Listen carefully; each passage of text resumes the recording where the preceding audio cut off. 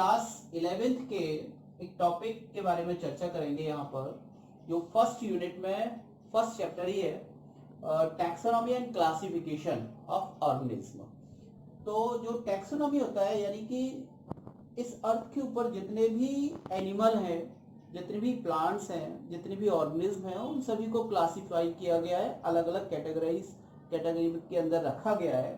तो उसको हम क्लासिफिकेशन के अंदर पढ़ेंगे और उनका जो वर्गीकरण एक तरह से किया गया वो हम टैक्सोनॉमी में देखेंगे। अब यहाँ पर बात करते हैं कि सबसे पहले जो क्लासिफिकेशन दिया था वो किसने दिया था।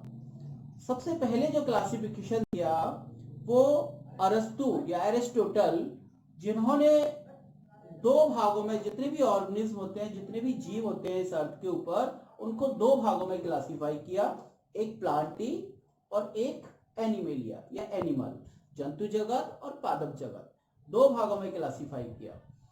अब हम मुख्य रूप से बात करते हैं एनिमल की। तो फादर ऑफ एनिमल एरिस्टोटल को कहा जाता है फादर ऑफ एनिमल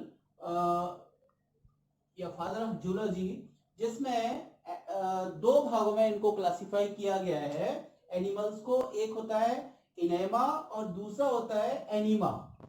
दो भाग होते हैं, दो पार्ट्स में डिवाइड किया गया है। इनेमा के अंदर ऐसे एनिमल को रखा गया है जिनका जो ब्लड है वो रेड होता है इनेमा के अंदर, और एनिमा के अंदर ऐसे एनिमल्स को रखा गया है जिनका ब्लड रेड नहीं होता। तो फादर ऑफ जूलॉजी एरिस्टोटल को कहा गया और इन्होंने दो भागों में एनिमल्स को क्लासिफाई किया गया है, एनिमा और एनिमा। जिसमें रेड ब्लड पाया जाता है वो तो इनिमा होता है, और जिसमें रेड ब्लड नहीं होता, आरबीसी नहीं होती, उनको एनिमा के अंदर क्लासिफाई किया गया है। इसी तरह से फादर ऑफ बॉटनी थियोफ्रास्टस, एक साइंटिस्ट हुए थे थियोफ्रास्टस, जिन्होंने पादप जगत का पूरी तरह से वर्गीकरण किया और पादप जगत को मुख्य रूप से तीन भागों में डिवाइड किया, ट्री, सर्व और हर्ब, वृक्ष, झाड़ी, और जो छोटे प्लांट्स होते हैं सर्व कैटेगरी में रखते हैं उनको, उसमें क्लासिफाई किया गया। तो इस तरह से दो साइंटिस्ट हो गए, एक हो गए एरिस्टोटल, दूसरे हो गए थियोफ्रास्टस। एरिस्टोटल को कहा गया फादर ऑफ जूलॉजी और थियोफ्रास्टस को कहा गया फादर ऑफ बॉटनी। यही क्लासिफिकेशन आगे चलकर एक साइंटिस्ट हुए थे कैरोलस लीनियस। कैरोलस लीनियस, उन्होंने इसी क्लासिफिकेशन को और ज्यादा डिटेल किया और एक सिस्टमैटिक तरीके से उसको क्लासिफाई किया। सिस्टमैटिक तरीके से ऐसे क्लासिफाई किया, जितने भी ऑर्गेनिज्म थे जिनके सिम्टम्स आपस में बहुत ज्यादा मिल रहे थे, उनको अलग एक टैक्सा के अंदर रखा और उसके आधार पर थोड़ा थोड़ा दूरी उन्होंने किया। तो जो मॉडर्न फादर ऑफ टैक्सोनॉमी कहा जाता है वो कहा जाता है कैरोलस लीनियस को। कार्ल वॉन लिने इनका नाम था, कार्ल वॉन लिने, और इन्होंने एक द्विनाम पद्धति बाइनोमेनक्लेचर दिया था, जिसके आधार पर अपना नाम भी इन्होंने चेंज किया और अपना नाम उन्होंने कर लिया कैरोलस लीनियस। इन्होंने जो क्लासिफिकेशन दिया था वो 1758 इसमें दिया, और इन्होंने भी दो भागों में एनिमल को डिवाइड किया। एक भाग दिया इन्होंने प्लांटी और दूसरा भाग दिया एनिमेलिया। प्लांटी के अंदर जितने भी पेड़ पौधे थे, प्लांट्स थे, उन सभी को प्लांटी के अंदर रखा, और एनिमेलिया के अंदर जितने भी जीव थे, जितने भी एनिमल थे, उन सभी को एनिमेलिया के अंदर रखा, चाहे वो पानी के अंदर रहने वाले जीव हो या ऊपर रहने वाले, जमीन के ऊपर रहने वाले जीव हो, सभी को उन्होंने एनिमेलिया के अंदर रखा। उसके बाद फिर इन्होंने एक मुख्य चीज दी, किसने, कैरोलस लीनियस ने एक बहुत इंपॉर्टेंट इन्होंने रोल अदा किया क्लासिफिकेशन के अंदर। इन्होंने एक नोमेनकल्चर, नामकरण पद्धति दी। जितने भी एनिमल होते हैं, आपने देखा होगा किसी भी एनिमल को हम अपने इंडिया में किसी नाम से पुकारते हैं, आप उसको अगर अमेरिका चले जाएंगे या चाइना चले जाएंगे या रसिया चले जाएंगे तो उसको, उस एनिमल को दूसरे नाम से पुकारा जाएगा। अब होता क्या है, कभी कभी साइंटिस्ट की बैठक होती है, कॉन्फ्रेंस होती है, तो उसमें उस एनिमल का नाम, यदि वही नाम लिया जाएगा तो वहां पर समझ में नहीं आएगा, उल्टा सीधा समझ में आएगा। तो इसलिए उस एनिमल का एक स्पेशल नाम दिया गया, और जब कोई कॉन्फ्रेंस होती है या उस एनिमल के ऊपर कोई रिसर्च वर्क किया जाता है, तो उस एनिमल को उसी साइंटिफिक नाम से पुकारा जाता है, चाहे वो प्लांट हो या फिर एनिमल हो, उसी इसलिए उस एनिमल का नाम दिया जाता है साइंटिफिक नेम। तो वो जो साइंटिफिक नेम था वो बाइनॉमिनल था, द्विनाम पद्धति के आधार पर दिया गया, दो नाम से मिलकर वो बना होता है। वो दो नाम जो होते हैं, वो फर्स्ट नाम जिसमें होता है जेनरिक, जीनस का नाम होता है उस एनिमल का, और जो सेकंड नाम होता है वो नाम होता है स्पीसीज का। जैसे मान के चलिए मैंने यहाँ पर पी का एग्जांपल लिया, तो पी का नाम होता है पाइसन सटाइवम। ऐसे ही यदि हमने यहाँ पर सरसों का नाम लिया तो सरसों का नाम होता है ब्रेसिका कंपेस्टिस। ऐसे ही हमने यदि गेहूं का नाम लिया तो गेहूं का नाम होता है टिटिकम बल्गियर। तो इस तरह से जितने भी प्लांट्स होते हैं या एनिमल होते हैं उनके अलग अलग नाम दिए। ऐसे ही मनुष्य का नाम क्या होता है, होमो सैपियंस। इस तरह से ये हम बाइनॉमिनल सिस्टम के अंदर पढ़ेंगे कि कैसे वो नाम दिया जाता है। इसका भी जो नाम देने का भी तरीका होता है, तो वो कुछ उसके रूल्स होते हैं, उसके आधार पर ही हम उसको द्विनाम पद्धति के आधार पर उसका नाम डिफाइन किया था। वो नाम पढ़ने में छोटा होना चाहिए, तो इस तरह से काफी उसके रूल हैं। इसके बाद हम चर्चा यहाँ पे करेंगे concept of species of taxonomic hierarchy, है ना। अब यहाँ पर कुछ टैक्सा दिए गए हैं, कुछ वर्गीकरण का जो वर्गीकरण एक सिद्धांत बनाया गया है, उसमें कुछ टैक्सा दिए गए, उस टैक्सा के आधार पर उनको क्लासिफिकेशन किया गया है।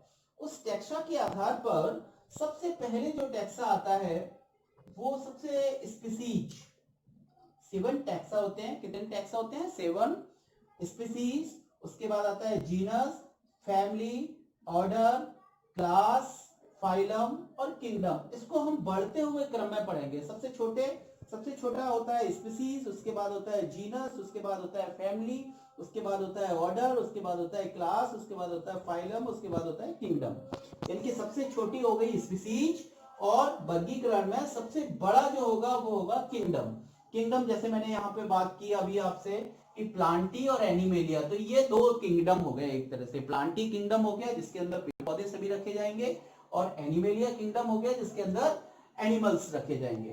तो इसके बाद यहाँ पर सबसे छोटी जो होती है वो स्पीसीज होती है, स्मॉल यूनिट ऑफ टैक्सोनॉमी। वर्गीकरण की सबसे छोटी यूनिट होती है। बात करते हैं यहाँ पे स्पीसीज की। स्पीसीज जो होती है सबसे छोटी, जो टैक्सोनॉमी की सबसे स्मॉल यूनिट होती है, सबसे स्मॉल यूनिट जिसमें केवल ऐसे प्लांट या एनिमल या ऑर्गेनिज्म आते हैं जो उसी उनके जो आपस के लक्षण है बिल्कुल मिलते जुलते होते हैं, उनको हम स्पीसीज के अंदर रखते हैं। इसके बाद आता है सेकंड नंबर आता है जीनस। जीनस में कुछ एनिमल या प्लांट्स, उनके बाहर के जो लक्षण है वो नहीं मिलेंगे, बाहर के जो कैरेक्टर्स हैं वो आपस में हो सकता है ना मिले, लेकिन उनके जो अंदरूनी लक्षण होते हैं, जैसे किसी का, जैसे मान के चलिए हमने यहाँ पे एक एग्जांपल लिया बैनियन ट्री का, बैनियन, पीपल और अंजीर। तो इसमें जो है इनके जो सीड है इनका या फ्लावर है वो आपस में इनका मिलता जुलता होता है, या फ्रूट होता है वो आपस में मिलता जुलता होता है। तो इसको, लेकिन बाहर के जो पत्ते होते हैं या उनका जो बाहरी स्ट्रक्चर होगा बरगद, पीपल और अंजीर का, तो वो आपस में मैच नहीं करेगा। तो ये जैसे केवल हम यहाँ पे बात कर रहे हैं बरगद की, तो उसको हम केवल किस में रखेंगे? स्पीसीज में। और बरगद, पीपल और अंजीर, इन तीनों को हम एक जीनस के अंदर रखेंगे। उस जीनस का नाम होगा फ्यूकस। तो इस तरह से ये जीनस होता है। अब जीनस के बाद से थर्ड नंबर पे आता है फैमिली।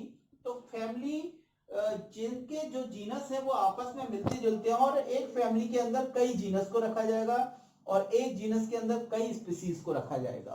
तो ऐसे ही फैमिली के अंदर जीनस को रखा जाता है। फैमिली के जैसे हम यहाँ पर एग्जांपल लेते हैं फिलिडी का। फिलिडी में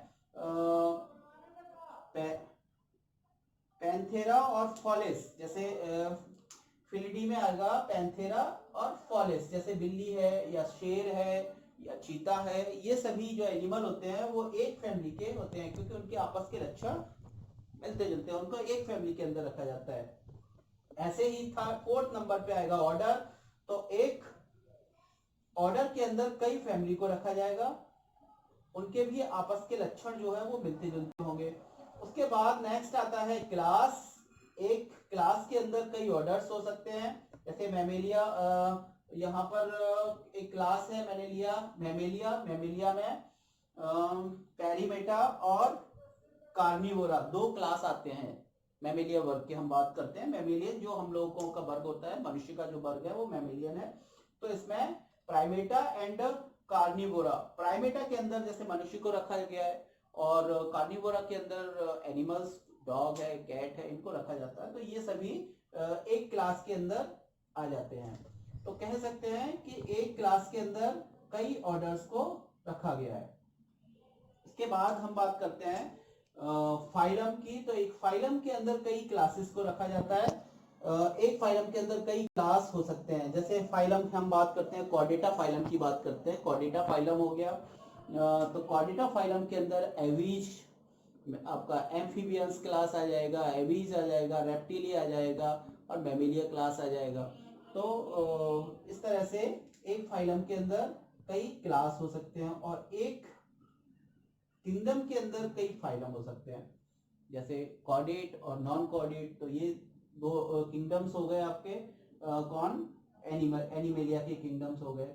अब यहाँ पे फाइलम हम बोलेंगे एनिमल का जो क्लासिफिकेशन होगा उसको फाइलम कहा जाएगा, और यदि प्लांट का जो क्लासिफिकेशन होगा उसमें किंगडम बोला जाएगा। तो ये ध्यान रखने वाली बात है कि यहाँ पर प्लांट का जो क्लासिफिकेशन होगा उसको डिवीजन बोलते हैं, और एनिमल का जो क्लासिफिकेशन होता है उसको फाइलम बोलते हैं। तो एक किंगडम के अंदर कई फाइलम हो सकते हैं। जैसे हम यहाँ पर बात करें प्लांटी की, तो प्लांटी में एल्गी आ जाएगा, ब्रायोफाइट आ जाएगा, टाइडोफाइट आ जाएगा, जिम्नोस्पर्म आ जाएगा और एंजियोस्पर्म आ जाएगा। तो ये सभी फाइलम होते हैं।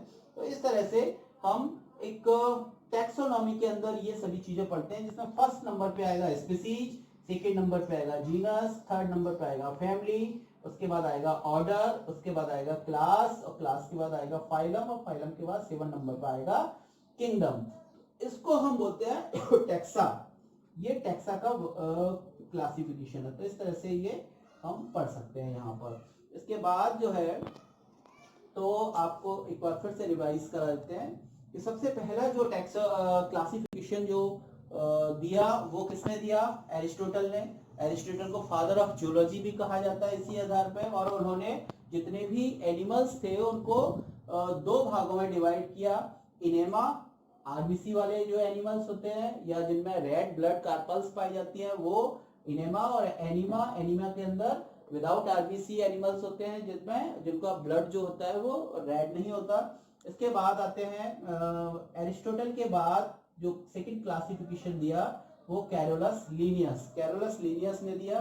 कैरोलस लीनियस ने सिस्टेमा नेचुरी नाम की एक पुस्तक लिखी थी, उसके अंदर वो क्लासिफिकेशन प्रेजेंट किया था। और इन्होंने प्लांटी और एनिमेलिया दो भागों में एनिमल्स को डिवाइड किया। जो एरिस्टोटल ने किया था वही इन्होंने किया, लेकिन इन्होंने उनको जितने भी एनिमल्स थे उनको एक सिस्टमेटिक तरीके से अरेंज किया, यानी कि जिनके लक्षण आपस में मिलते जुलते थे उनको एक अलग क्लास के अंदर रखा, अलग ऑर्डर के अंदर रखा, अलग फैमिली के अंदर रखा, और जिनके लक्षण नहीं मिलते थे उनको उससे सेपरेट किया गया। इसके आधार पर इन्होंने एक द्विनाम पद्धति, बाइनोमिनल कल्चर दिया, जिसमें दो नाम होते हैं। जो किसी भी एनिमल होता है उसके दो नाम होते हैं, एक जेनेरिक नाम होता है, एक स्पीसीज नाम होता है। जैसे पाइसम, सेटाइवम, तो पाइसम जो नाम है वो जेनेरिक नाम है, और सेटाइवम जो नाम होता है वो स्पीसीज का नाम होता है। तो इस तरह से इन्होंने ये दिया। इसके बाद तो कुछ जो नामकरण दिए जाते हैं उसके एक इंटरनेशनल रूल होता है, उसके अकॉर्डिंग ही वो नाम दिया जाता है। उसके बाद वो एक सोसाइटी के अंदर भेजा जाएगा जिसमें उसको क्लियर किया जाएगा। और उसके बाद फिर हम बात करते हैं यहाँ पे टैक्सा की। तो टैक्सा जो होते हैं, सबसे पहले स्पीसीज, सबसे स्मॉलेस्ट यूनिट होती है किसी भी वर्गीकरण की, क्लासिफिकेशन की। उसके बाद होता है जीनस, उसके बाद होता है फैमिली, उसके बाद होता है ऑर्डर, उसके बाद होता है क्लास, फाइलम एंड किंगडम। तो ये सब हम फर्स्ट चैप्टर्स के अंदर यहाँ पर स्टडी करेंगे, क्लास 11th के फर्स्ट चैप्टर टैक्सोनॉमी के अंदर।